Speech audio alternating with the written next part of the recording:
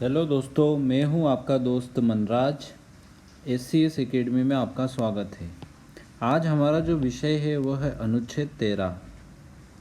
दोस्तों, कई बार आपको यह सुनने को मिलता होगा कि हमारे देश के सर्वोच्च न्यायालय या किसी हाई कोर्ट ने सरकार के द्वारा पारित किसी आदेश कानून को निरस्त घोषित कर दिया। आखिर यह किस अनुच्छेद या किस शक्ति के तहत होता है? तो हम सभी ये जानते हैं कि न्यायालय को न्यायिक समीक्षा की शक्ति है, लेकिन हमारे संविधान में इस शब्द का या इसकी व्याख्या का कोई उल्लेख नहीं मिलता है। तो यह शक्ति न्यायपालिका को कहाँ से प्राप्त होती है? तो वह होती है अनुच्छेद 13 से। एक अनुच्छेद 13 भी न्यायपालिका की न्यायिक समीक्षा की शक्ति प्रदान करने वाला भारतीय संविधान में प्रावधान है। इसके तहत न्यायपालिका यह देखती है कि सरकार के द्वारा पारित कोई आदेश, कोई कानून, कोई भी निर्णय क्या देश के संविधान के भाग 3 में दिए गए मूल अधिकारों का हनन करता है, या जिस सीमा तक हनन करता है उसे वह निरस्त घोषित कर सकती है। यह हमारे देश के संविधान का बहुत ही महत्वपूर्ण आर्टिकल इस संदर्भ में सिद्ध होता है। आखिर न्यायपालिका को शक्ति, अगर सर्वोच्च न्यायालय की न्यायिक समीक्षा की शक्ति बात करें तो वह अनुच्छेद 32 के तहत देखती है और उच्च न्यायालय 226 के तहत देखती है कि मूल अधिकारों का किस सीमा तक उल्लंघन हो रहा है या मूल अधिकारों का उल्लंघन किसी कानून आदेश के द्वारा किया जा रहा है। दोस्तों, अनुच्छेद 13 इस बात का उल्लेख करता है कि देश के संविधान के लागू होने के पहले यदि कोई कानून, यहाँ पर आप देखिए कि लॉ मेड इन पास्ट, यदि कोई कानून है जो देश के संविधान लागू होने के पहले लागू था और यदि उसके बाद हमारे देश का संविधान 26 जनवरी 1950 को लागू हो जाता है और उसके बाद यदि जो संविधान के लागू होने के पूर्व जो कानून अस्तित्व में थे, यदि वे मूल अधिकारों में हस्तक्षेप करते हैं या मूल अधिकारों का उल्लंघन करते हैं या जिस सीमा तक मूल अधिकारों का उल्लंघन करते हैं वहाँ तक वह कानून निरस्त हो जाता है। इसी प्रकार से कोई भी कानून जो सरकार के द्वारा बनाया गया है वह भी उस सीमा तक निरस्त हो जाता है या फिर पूरी तरीके से निरस्त हो जाएगा यदि वह मूल अधिकारों का उल्लंघन करता है।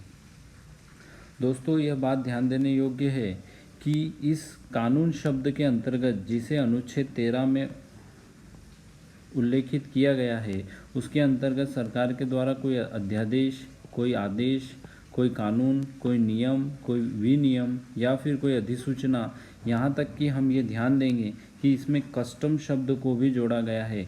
कस्टम मतलब कोई परंपरा है देश की, यदि वह भी मूल अधिकारों का उल्लंघन करती है तो उसे भी न्यायपालिका न्यायिक समीक्षा के तहत निरस्त कर सकता है। जैसा कि हमने पूर्व कुछ उदाहरण देखे हैं, जैसे 3 तलाक का मामला धर्म से संबंधित था, लेकिन उसे न्यायपालिका ने यह कहा कि एक तो ये धर्म का आवश्यक अंग नहीं है, यह इस्लाम का आवश्यक अंग नहीं है, और दूसरा यह अनुच्छेद 14 का उल्लंघन करता है। तो इस तरीके का परंपरा को न्यायालय ने अपनी समीक्षा के दायरे में अनुच्छेद 13 के तहत लिया क्योंकि यह मूल अधिकारों का उल्लंघन करती है। फिर दूसरी तरफ सबरीमाला का भी मामला इसी तरह का शामिल हुआ था। इस तरीके का कोई भी कानून यदि सरकार पारित करती है तो उसे न्यायपालिका को अधिकार है कि वह उसे निरस्त घोषित कर सके।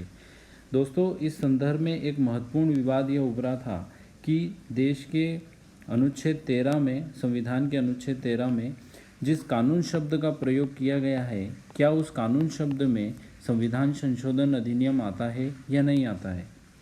शुरुआती तौर पर संविधान यह व्याख्या की गई थी कि संविधान संशोधन जो अधिनियम आते हैं या संविधान संशोधन जो पारित होकर कानून बनता है तो वह अनुच्छेद 13 के अंतर्गत दी गई कानून शब्द की परिभाषा के अंतर्गत नहीं आता है, मतलब वह लॉ नहीं कहलाता है।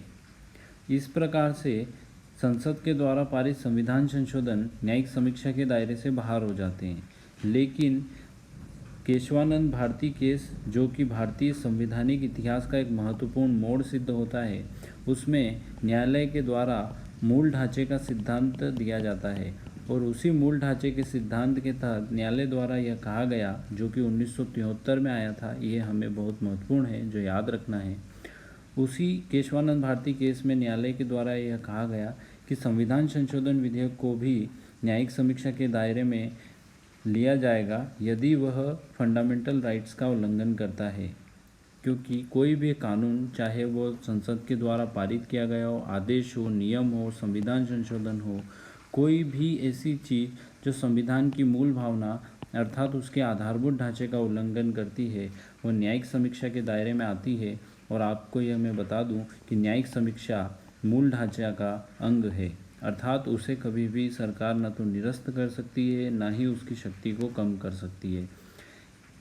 इस तरीके से हमने देखा कि अनुच्छेद 13 कितना महत्वपूर्ण अनुच्छेद है और यह हमारे अधिकारों की रक्षा करता है और देश के लोकतंत्र को बचाए रखता है।